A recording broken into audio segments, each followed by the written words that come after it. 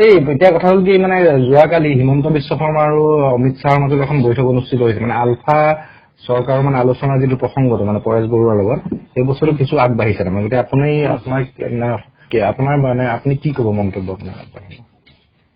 নহয় এইটো হ'ল আলফা স্বাধীনৰ যিটো প্ৰক্ৰিয়া হয় হয় এই প্ৰক্ৰিয়াটো সম্পৰ্কত আমি আগতেও কৈছো কাৰণ তেওঁলোকৰ তাৰমানে নিজৰ হেৰিয়াৰ কি বুলি কয় কেন্দ্ৰীয় কমিটি আছে হয় কেন্দ্ৰীয় কমিটিৰ ৰিজলিউশ্যন হৈছে আৰু অসম ভাৰত সংঘাতৰ সমাধানৰ কাৰণে তেওঁলোকে লোৱা যিটো সিদ্ধান্ত হয় এই সিদ্ধান্তত আমাৰ মানে ৱেলকাম আছে এইটো সিদ্ধান্ত সম্পৰ্কত ইয়াৰ যিটো শান্তিপূৰ্ণভাৱে ৰাজনৈতিক সমাধান যিটো প্ৰক্ৰিয়া আৰম্ভ কৰিবলৈ লৈছে তাৰ প্ৰতি ৱেলকাম আছে এইটো আমি আগতে দিছো হয় এতিয়াও দিছো যিহেতু আপোনালোকৰ আলোচনা প্ৰক্ৰিয়াৰ লগত জড়িত হৈ আছিলে আলোচনা কিমানখিনি আছিলে নহয় আমি এতিয়াও আছো হয় বা কিমানখিনি আগবাঢ়িছে সি এক ডাঙৰ প্ৰশ্ন এই মুহূৰ্তত ডাঙৰ প্ৰশ্ন নহয় আমাৰ হেৰিয়াৰ কি বুলি কয় একেবাৰে শেষ পৰ্যায়ত আমাৰতো তাৰমানে হেৰি আছে কি বুলি কয় ৰৈ আছে হয় হয় এইটো আলোচনা আগবাঢ়ি একেবাৰে শেষ পৰ্যায়ত আছে হয় হয় সেইটো কাৰণতে তাৰমানে তাৰ পাছত এতিয়া আমি ভাৰত চৰকাৰে হেৰিয়াৰ ৰাজনৈতিক যিটো হেৰিয়াৰ চূড়ান্ত যিটো সিদ্ধান্ত হয় সেই সিদ্ধান্তৰ কাৰণে তেওঁলোকে লোৱা সিদ্ধান্তৰ মৰ্মে আমি অপেক্ষা কৰি আছো হয় আমাৰ কথাখিনি হ'ল একেবাৰে ক্লিয়াৰলি সেইটোৱে আমাৰ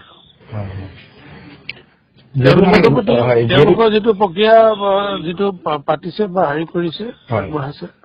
সেইটো সম্পৰ্কত আমাৰ মষ্ট ৱেলকাম যিহেতু মধ্যস্থতাকাৰী হিচাপে ডক্টৰ হিমন্ত বিশ্ব শৰ্মাকে বিচাৰিছে কেন্দ্ৰীয় চৰকাৰেও আৰু ইতিমধ্যে হিমন্ত বিশ্ব শৰ্মা মুখ্যমন্ত্ৰী হোৱাৰ পিছত তেওঁ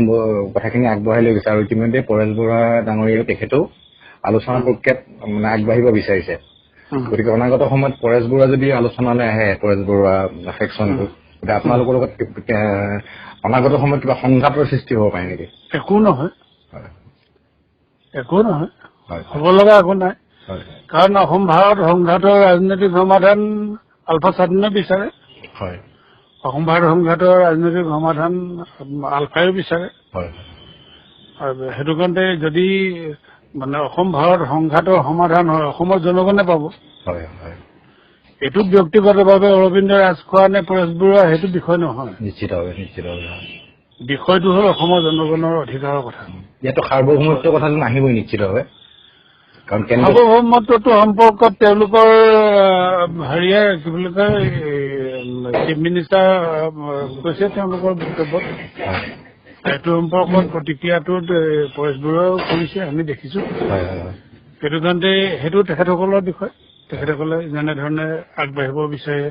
বা যিটো বুজাবুজি যেনেকুৱা ধৰণৰ কৰে মানে অনাগত সময়ত পৰেশ বৰুৱা যদি আলোচনাৰ মাজলৈ আহে আপোনালোকে তেওঁক পূৰ্ণ সমৰ্থন দি আগবাঢ়ি লৈ যাব আলোচনা প্ৰক্ৰিয়াটো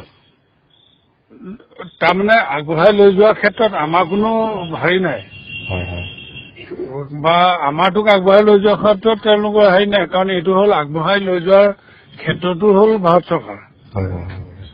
সেইটো কাৰণতে এইটোত আমি ইজনে সিজনক বা ইটো পাৰ্টীয়ে সিটো পাৰ্টীক দি সমৰ্থন দি পিনি তাতে এইটো কাৰণটো থকা নাই কাৰণটো আছে ভাৰত ৰাষ্ট্ৰৰ ওপৰত